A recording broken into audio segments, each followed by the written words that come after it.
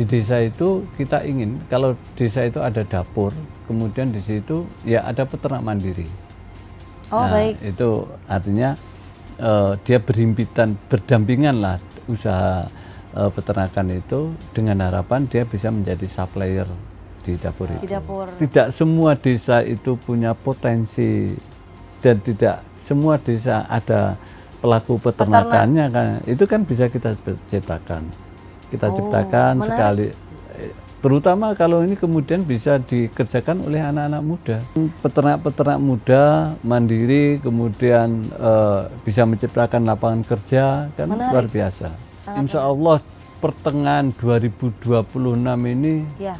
harus sudah menurut saya ya, harus sudah selesai. Jadi Selesai dibuka semua dapurnya.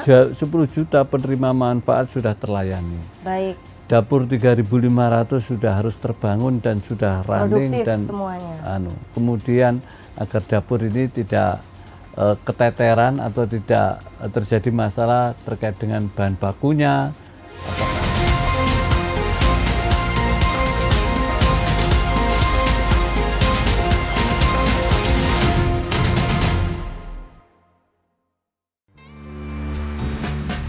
Dari bumi Kediri yang tenang, lahirlah seorang putra terbaik bangsa, M.H. Raufik, pada tanggal 16 September 1961. Langkah awal pendidikannya dimulai di SD Negeri Kediri, lulus tahun 1973. Kemudian ia menapaki jalan ilmu di PGAN Kediri hingga lulus tahun 1980, dan melanjutkan ke jenjang perguruan tinggi di IKIP Malang, tempat ia menamatkan studinya pada tahun 1984. Sejak muda, M.H. Raufik telah menunjukkan dedikasi tinggi pada dunia organisasi sosial kemasyarakatan. Ia pernah dipercaya sebagai Ketua PMI Cabang Malang pada tahun 1983, lalu menjabat sebagai Sekretaris DPD KNPI Jawa Timur pada tahun 1995. Kiprahnya kian menonjol saat memimpin PWIP Ansor Jawa Timur selama 2 periode, dari tahun 2000 hingga 2008. Hingga kini, ia masih aktif sebagai Ketua Lembaga Bina Pemuda Jawa Timur. Di dunia politik, ia pun tak kalah berkontribusi. Tahun 1999 hingga 2008, M.H. Raufik menjabat sebagai anggota fraksi Kebangkitan Bangsa DPRD Jawa Timur selama 2 periode. Pada tahun 2001, ia dipercaya sebagai Ketua Lembaga Pemenangan Pemilu DPW PKB Jatim. Perjalanan politiknya terus berlanjut, menjabat sebagai Wakil Ketua DPW PKNU Jawa Timur dari 2009 hingga 2013, lalu melangkah ke Partai Gerindra sebagai Wakil Ketua DPD Jatim sejak 2015 hingga kini. Sebagai legislator, ia kembali duduk di kursi DPRD Jawa Timur bersama fraksi Partai Gerindra untuk periode 2019-2024, dan kembali terpilih untuk periode 2024-2029. Dengan pengalaman panjang, dedikasi tinggi, dan semangat yang tak pernah padam, Raufik terus mengabdi untuk Jawa Timur dan Indonesia, demi masa depan yang lebih baik.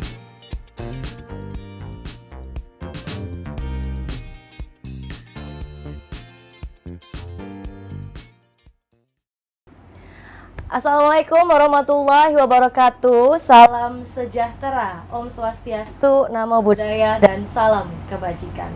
Bersama saya, Heftis, dari Tribun Jatim Network. Dan ini kita sedang berada dalam program Gebrakan Wakil Rakyat. Dan sekarang di studio Tribun Jatim Network sudah kedatangan Bapak M.H. Raufik. Beliau adalah anggota Komisi B DPRD Jawa Timur dari fraksi Partai Gerindra. Selamat datang Bapak di studio Tribun Jatim Network. Ya, apa kabar? Baik-baik. Baik ya, sehat ya? Alhamdulillah. Alhamdulillah. Ini sebelumnya kita sudah pernah ngobrol nih soal makan bergizi gratis ya, MBG, dan bagaimana teman-teman dari UMKM perkebunan itu bisa terlibat di dalamnya. Nah, kali ini kita akan membahas tema serupa nih Bapak. Cuman ada perbedaannya sedikit, yaitu tantangan dan peluang pelaku UMKM peternakan terhadap program menu bergizi gratis gitu ya, menu makan bergizi gratis atau MBG, yang merupakan salah satu program andalan dari Presiden Prabowo Subianto dan Wakil Presiden Gibran Raka Buming Raka. Gitu. Nah, ini pertanyaan pertama saya nih, apakah saya panggilnya Cak Rofik Oke, aja ya, iya. karena populernya Cak Rofik ini Iya. ya kalau di Jawa Timur. Nanti Cak Rofik bisa manggil saya Mbak Titis aja. Titis, iya. Iya, baik. Ini pertanyaan pertama saya, Cak Rofik. Apakah teman-teman UMKM peternakan itu sudah terlibat gitu untuk penyediaan program MBG gitu, khususnya di Jawa Timur? Ya, ya sudah. Kalau keterlibatannya, karena dia kan pemasok ya. Iya, betul. Dan yang paling dekat dengan program makan bergizi gratis ini, kalau konteks peternakan itu adalah itu ya, unggas ya, Telur. ayam ya, petelur dan pedaging ya. Daging Itu ayam. yang paling dekat ya. Iya. Dan selama ini kan pusatnya masih hanya di seputaran Blitar dan sekitarnya, mungkin pusat telur ya. Di beberapa kawasan di Jawa Timur ya ada, cuma mungkin terkenalnya kan dari sana, dan itu memang sudah berjalan sekian lama. Ya. Nah, kalau ditanya apakah sudah terlibat, ya sudah terlibat. Memang dari awal bagian dari pemenuhan menu itu adalah telur dan daging ayam. Ya. Itu yang utama, yang mungkin sering menjadi menu ya. Di samping gampang, cara mendapatkannya gampang, kemudian juga kalori dan proteinnya cukup tinggi ya. Itu untuk tingkat adik-adik kita penerima manfaat. Itu bagaimana keterlibatan peternak gitu dalam pemenuhan menu MBG? Ya masih pakai hukum pasar aja. Jadi Oh, baik. ya peternak-peternak kemudian dia tinggal apa? Dia kalau ayam petelur ya dia setiap hari panen, kemudian ya Setor ke pasar. kemudian diserap. Ada yang kemudian dapat order langsung dari beberapa dapur, ya langsung aja dia sudah bisnis to bisnis ya. Jadi ini urusan bisnis gitu. Jadi kalau dikatakan atau ditanyakan bahwa keterlibatan peternak, ya sudah dari awal dia sangat terlibat. Yang kita inginkan karena dapur ini nanti akan menyebar di semua kawasan dan itu berbasis kecamatan, ya kita ingin bahwa di zona-zona di mana ada dapur, di situ ada peternakan. Jadi kalau peternak daging itu kan biasanya dia teman-teman itu pelaku-pelaku peternakan itu kan bermitra dengan pabrik-pabrik pakan ya. Kemudian dia dapat support pakan, kemudian obat, terus kemudian nanti kalau panen ya dia yang menerima. Nah itu yang pedaging yang rata-rata seperti itu. Kalau petelur ini kan rata-rata mandiri. Jadi ya orang beternak punya sekian ribu ayam, 2.000, 3.000 atau berapa begitu. Kemudian ya dia biasa bekerja biasa, berternak cara mandiri ya dia urus sendiri, kemudian panen ya dia lempar ke pasar atau siapa yang membutuhkan. Kalau ada order langsung dari dari dapur ya dia layani kalau cukup. Tetapi yang kita inginkan itu sebetulnya kita ingin dampak ini tidak terlalu jauh rentangannya dengan posisi dapur di tempat itu. Jadi di desa itu kita ingin kalau desa itu ada dapur, kemudian di situ ya ada peternak mandiri. Baik. Itu artinya dia berdampingan lah usaha peternakan itu dengan harapan dia bisa menjadi supplier di dapur itu. Di dapur terdekat gitu ya. Tinggal kemudian pengaturannya seperti apa. Karena kalau dapur itu atau SPBG itu melayani penerima manfaat 3.000 misalnya, 3.000 porsi. Berarti kalau di hari itu ada menu 1 telur, kan berarti 3.000 telur. Betul. 3.000 telur itu kalau kita konversi sudah mungkin berapa ya? Sekitar 300 kilo sendiri ya. Itu 1 dapur ya. Kalau di kecamatan itu ada 5 dapur, pas hari itu menunya ada 1 butir telur, kan kalau 3.000 kali 5, 15.000. 15.000 butir telur yang dibutuhkan. Yang dibutuhkan. Makanya klasterisasi usaha-usaha yang menjadi kebutuhan dapur itu kita ingin ada di desa-desa itu. Biar harganya lebih terjangkau, kemudian kualitas orang bisa melihat ini cara beternaknya gimana, ini sehat enggak lingkungannya, macam-macamnya itu. Nah, itu yang kita harapkan seperti itu. Oh, baik. Jadi kalau selama ini yang sudah berjalan berarti dari peternak ke pasar, dari pasar ke ya bebas dapur. Ya bebas saja. Dia dapur ini ngambil ini sudah mulai banyak yang kemudian supplier yang begitu ada dapur baru, dia pasti didatangi oleh supplier. Gitu ya? Bisa nggak saya supply di sini? Gitu. Ya betul, itu begitu. Bisa nggak Pak? Tapi kenapa? Bisa saja, kan kesepakatan harga, kemudian kualitas dan ketepatan waktu pengiriman, itu aja. Nah, tetapi kalau kemudian di desa itu tidak kedatangan orang lain, tetapi yang datang itu teman-teman di desa itu kan lebih bagus. Artinya betul peternak mandiri itu mendapatkan manfaat dari desanya ada dapur. Nah, itu yang kita harapkan, artinya keinginan bahwa dapur itu berdampaknya ini tidak jauh-jauh lah, ya di desa itu aja, biar desa itu lebih kuat ekonominya. Baik.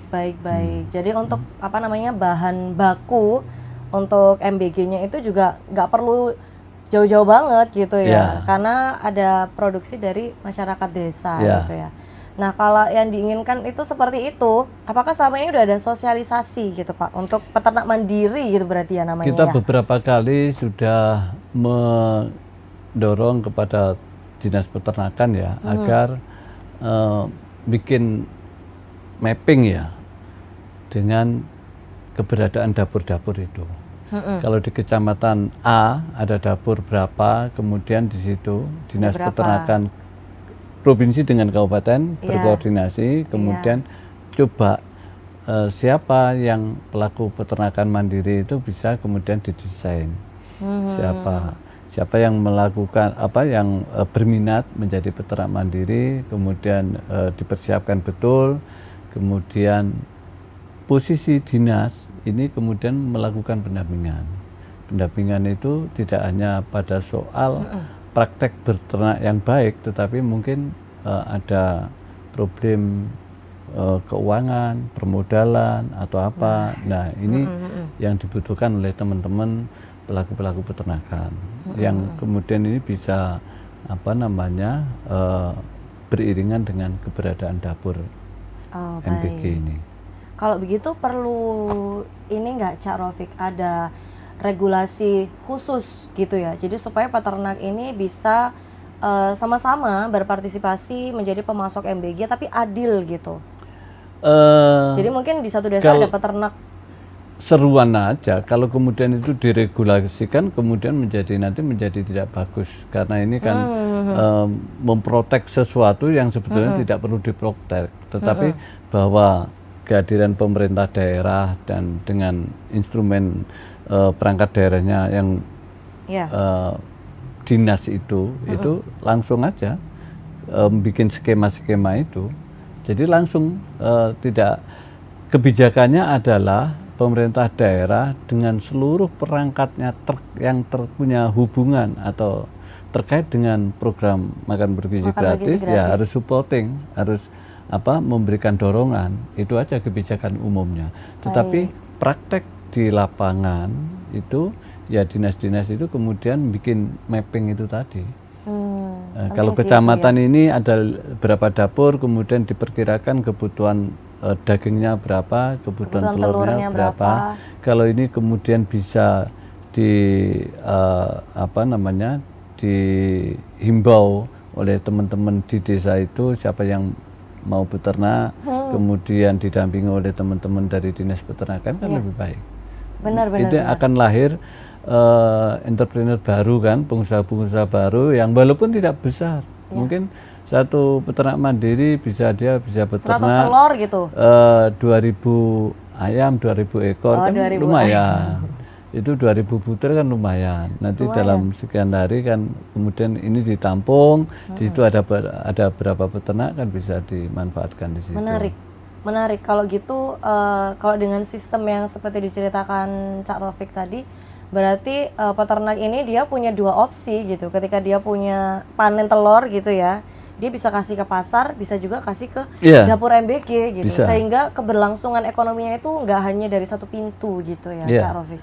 Jadi ya lagi-lagi kan kemudian sekarang kan bebas saja, tetapi bahwa yang kita inginkan dan saya kira Pak Prabowo juga menginginkan lah bahwa keberadaan dapur itu juga punya dampak positif terhadap ekonomi desa ya. Di situ ada koperasi desa, kemudian di situ ada pelaku-pelaku peternakan yang mandiri, yang kemudian ini bisa didampingi oleh perangkat desa, oleh kepala desanya, kemudian bisa disupport oleh kalau butuh permodalan dari dinas peternakan, dikonekkan dengan atau dihubungkan atau difasilitasi dengan bank UMKM-nya atau dalam bentuk skema kur atau apa, itu kan bagus. Artinya ini menjadi rangkaian gerakan atau pekerjaan yang akhirnya itu semuanya muaranya di program makan bergizi. Iya. Jadi apa namanya, nggak cuman MBG ini nggak cuman dilihat sebagai makan bergizi gratis gitu ya untuk mewujudkan generasi emas, tapi juga pendongkrak ekonomi lokal gitu. Jadi lebih masif manfaatnya gitu. Jadi itu dampak yang saya kira diinginkan oleh banyak orang lah. Iya. Pak Prabowo ini kan di dalam kepemimpinan Pak Prabowo ini kan betul perekonomian itu diperkuat di bawah kan, di level bawah desa. Dan itu astacita itu dan itu sudah dibuktikan. Artinya ada koperasi desa Merah Putih, kemudian ada MBG, ada program makan bergizi gratis, kemudian di sektor-sektor swasembada pangan ini juga terus digerakkan kekuatan di paling bawah. Baik. Jadi dengan petani dengan ditetapkan misalnya itu contoh aja harga gabah 6.500 itu luar biasa. Itu memberikan kekuatan di bawah sebetulnya. Ini harus kuat. Dengan harga segitu petani sudah bisa tersenyum walaupun ini belum maksimal, tetapi ini sudah luar biasa. Kemudian semuanya didapat dengan mudah, pupuknya mudah, kemudian dapat support alat-alat pertanian dan ini kan kekuatan-kekuatan yang dibangun di bawah. Di bawah, bukan di tengah, bukan di atas. Tapi di bawah betul. Ya. Kalau tadi menguatkan yang di bawah gitu kan ya, Cak Rofik. Kalau dari DPRD Jatim sendiri nih, apa dorongannya supaya teman-teman yang di bawah ini bisa memperkuat gitu untuk menjadi pemasok MBG ataupun juga untuk bisa stabil dalam produksi gitu. Kita ini kan banyak khususnya forum untuk peternak ya. Jadi anggota dewan itu ada reses. Reses itu juga bisa kita manfaatkan untuk menampung aspirasi. Sekalian kita juga jadikan media reses itu menjadi media interaktif lah dengan teman-teman, termasuk mendorong itu tadi. Siapa yang punya kapital, punya lahan, silahkan bikin kandang, kemudian beternak ayam ini. Menarik. Dan itu kan ada forum-forum seperti itu yang kita manfaatkan kepada teman-teman sebagai bagian tanggung jawab moral politik kita ya sebagai anggota dewan untuk memberikan dorongan secara yang ujungnya adalah kekuatan ekonomi bagi teman-teman. Baik, siap. Nah, kalau tadi membahas tentang peternak mandiri gitu ya. Kalau dari Cak Rofik sendiri bagaimana nih melihat kesiapan peternak mandiri di Jawa Timur untuk mensuplai gitu bahan MBG? Jadi ini ada beberapa kondisi ya. Dan saya kan sering mengamati di lapangan ya. Memang berat menjadi peternak mandiri itu. Kapitalnya juga harus cukup. Kemudian kalau ada risiko itu ditanggung sendiri kan begitu kan. Betul. Tetapi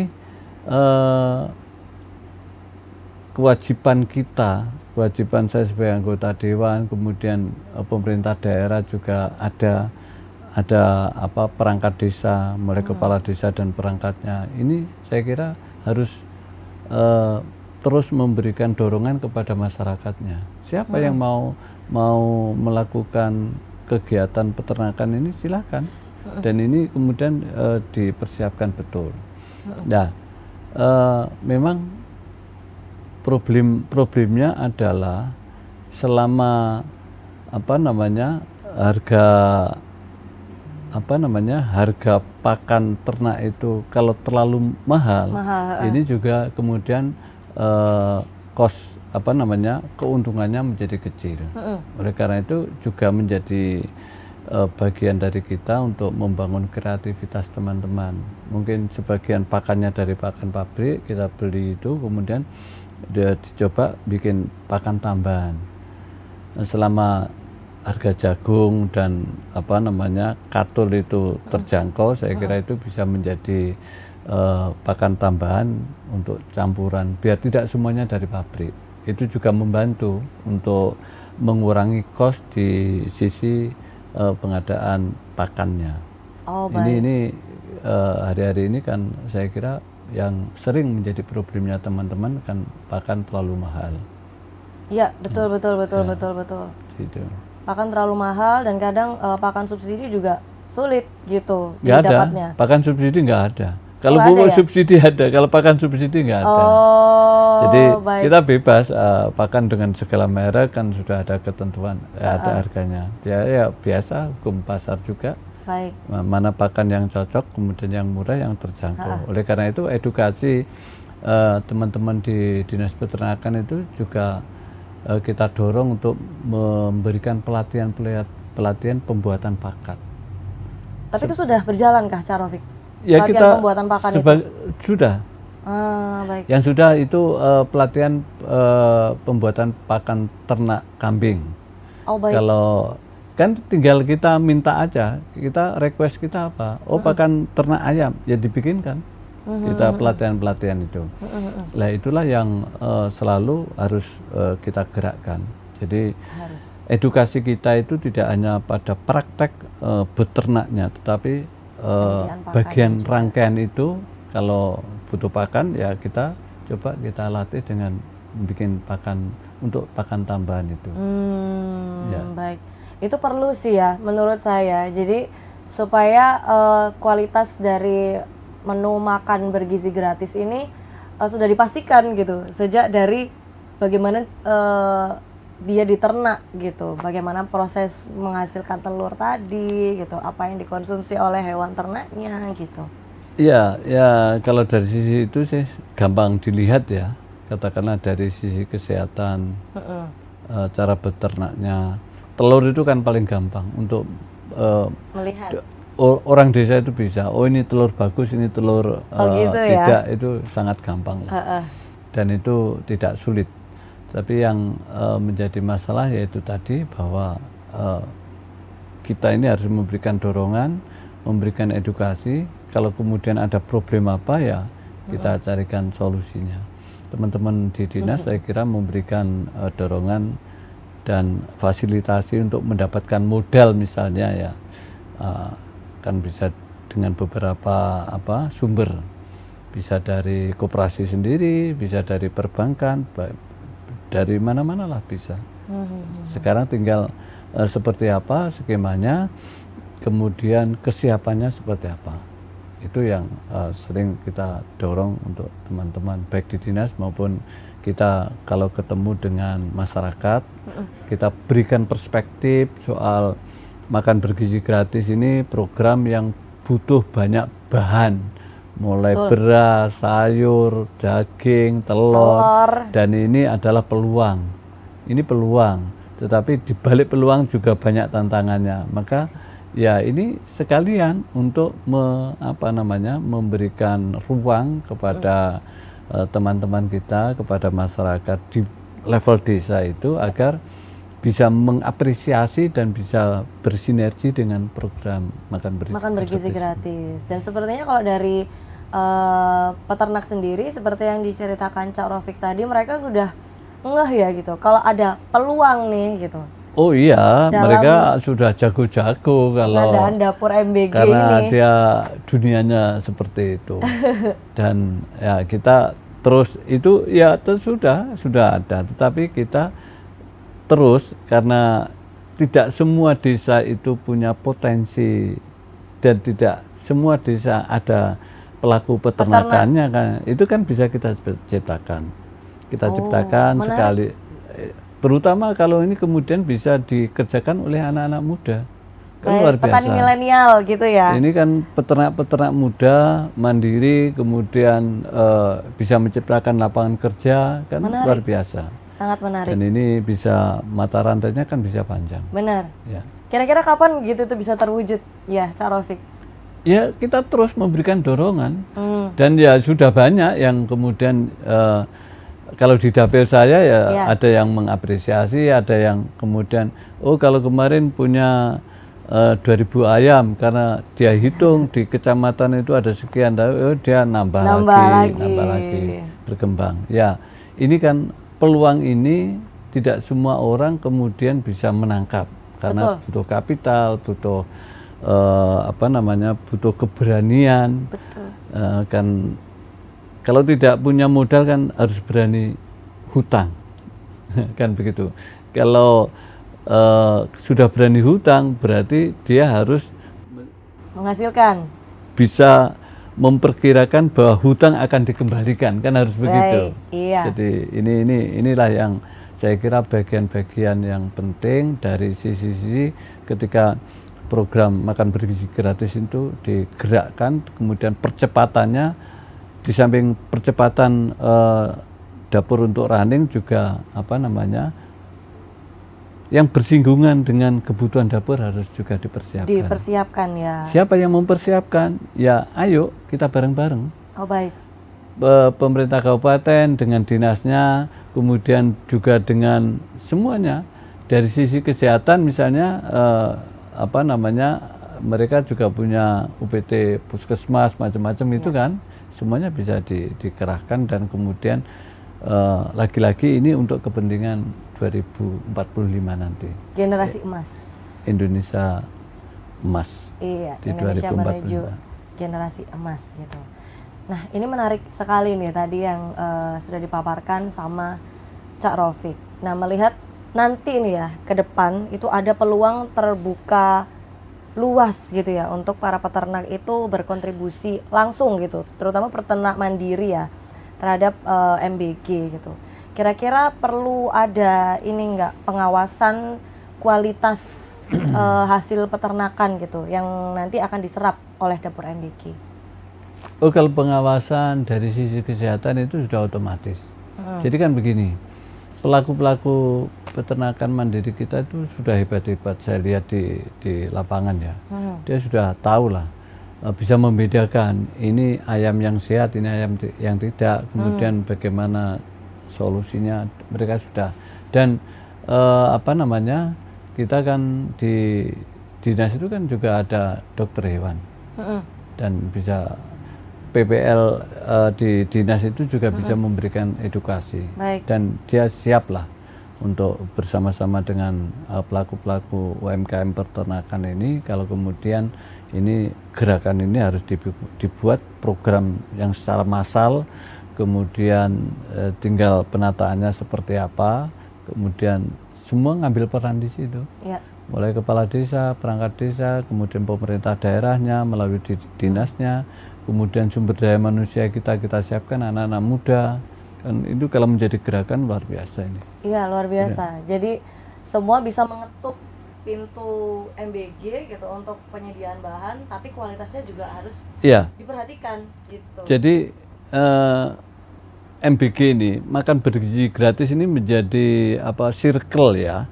Terus kemudian yang mendampingi, yang semua yang terkait dengan program ini, yang berhimpitan dengan program ini, yang ada rangkaiannya dengan program ini kan bisa kita siapkan, bisa kita desain. Dan ini ya lagi-lagi ini harus kita tidak bosan-bosannya memberikan motivasi, kemudian juga memberikan arah yang benar, cara berpikir yang benar anak-anak muda kita, generasi muda kita, agar memberikan persepsi yang positif lah terhadap program ini. Baik.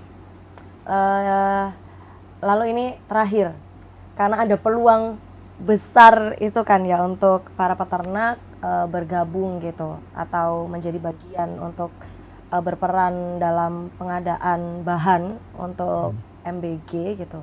Apa sih harapan dari DPRD Jatim sendiri gitu terhadap pelaku peternakan supaya nantinya gitu bisa benar-benar bergabung gitu menjadi penyedia bahan untuk MBG? Dari harapan kita begini. Jadi program makan bergizi gratis yang ada, yang sekarang sedang ada yang sudah jalan, ada yang masih persiapan, kemudian ini nanti kalau semua sudah running sesuai dengan penerima manfaatnya, di Jawa Timur ini ada sekitar 3.500 dapur lah, dan targetnya Bu Gubernur kan 10 juta penerima manfaat ini harus terlayani, dan ini ya kita dorong, kita memberikan dorongan, dan lagi-lagi teman-teman yang bisa memanfaatkan peluang ini ya kita dorong, ayo kita kita dorong agar semuanya bisa mendapatkan kemanfaatan dari program ini secara ekonomi.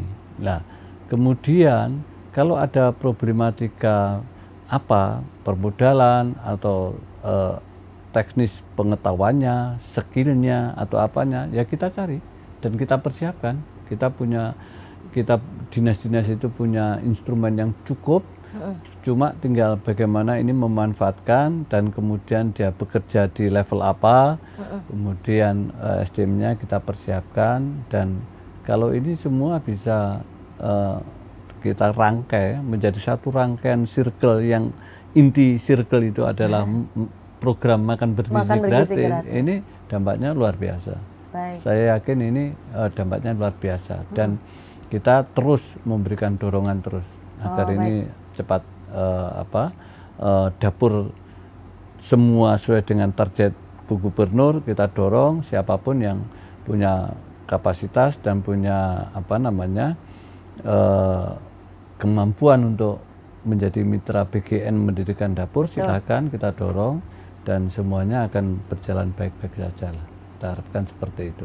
Baik, semoga bisa segera terwujud sih ya, Cak Rafiq. Karena itu bakal membuka banyak peluang kita insya Allah pertengahan 2026 ini harus sudah menurut saya harus sudah selesai.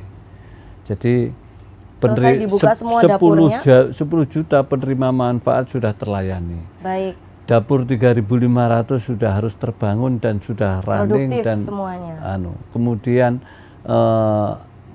rangkaian profesi apa saja yang berhimpitan dengan program ini juga bisa berjalan, dan kemudian siap untuk memberikan dorongan penuh agar dapur ini tidak keteteran atau tidak terjadi masalah terkait dengan bahan bakunya, apakah itu sayur mayur, daging ayam atau telurnya, atau mungkin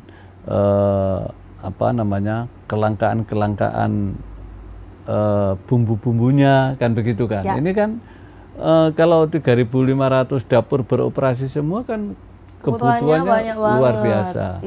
Ini harus dihitung secara jelas, secara konkret oleh dinas-dinas yang berhimpitan atau yang bersinggungan dengan keberadaan program ini. Baik. Jadi ini harus, kalau tidak pasti nanti Harus. akan ada problematika bahan baku dan lain sebagainya, dan itu Ya. tidak kita harapkan. Jadi sudah mulai dicicil ya dari Iya. tahun ini gitu ya. Ya bukan dicicil, tapi kita persiapkan. Baik. Kita minta Bu Gubernur dengan segala perangkat daerahnya untuk mempersiapkan ini. Kita dorong. Anggota Dewan ini kan mitra eksekutif, jadi kita dorong dengan kebijakan-kebijakannya, kita diskusikan arah yang benar program ini agar cepat, kemudian juga bisa memberi manfaat dan kemudian berdampak secara ekonomi di Jawa Timur. Di Jawa Timur. Baik. Saya harap juga itu segera terlaksana dan akhir pertengahan ya. Pertengahan 2026 harus selesai. Pertengahan 2026 selesai gitu, dan teman-teman peternak mandiri bisa menjadi Iya. bagian dari makan bergizi gratis gitu Iya. ya. Ya. Terima kasih Cak Rofik Ya, Mbak Titis, untuk sama-sama. diskusinya gitu, dan Ya. semoga lancar ya makan bergizi gratis ini gitu. Insya Allah, amin, Untuk amin, memenuhi amin. gizi anak-anak Indonesia gitu yang pada tahun 2045 akan menjadi generasi emas gitu. Ya. Baik, demikian perbincangan dari Tribun Jatim dengan Cak Rofik atau Bapak M. Rofik, anggota Komisi B DPRD Jatim dari fraksi Gerindra. Nanti kita akan ketemu lagi, tapi sementara untuk perbincangan ini sampai sini dulu. Ya, Terima kasih atas kehadirannya. sama-sama. Cak Rofik, jangan kapok ya mampir ke sini. Ya, kita Nanti, bisa diskusi dengan Baik, tema-tema yang nanti lain. 2026 kita update lagi ya. Ya. Baik, Sama-sama kita lihat. iya kita lihat bersama-sama. Terima kasih, saya Heftis dari Tribun Jatim Network dan juga Cak Rofik, anggota Komisi B DPRD Jawa Timur, fraksi Partai Gerindra. Pamit undur diri. Wassalamualaikum warahmatullahi wabarakatuh dan terima kasih sudah Waalaikumsalam menonton. warahmatullahi wabarakatuh.